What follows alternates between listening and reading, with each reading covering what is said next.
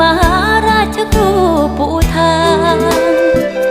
ท่านท้าวทิศพรหม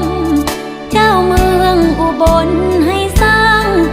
วิหารข้างหนองตะพังตั้งองค์พระไว้คู่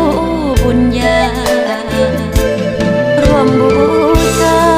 กระเบื้องมุงหลังคาพระใหญ่เขียนชื่อน้องเคียงชื่ออ้ายไว้ด้านหลังส่งทางศรัทธาอ้ายอยู่ทางพุนฝากผลบุญดึงโพงตามมาสมโพธิวิหารปีหน้า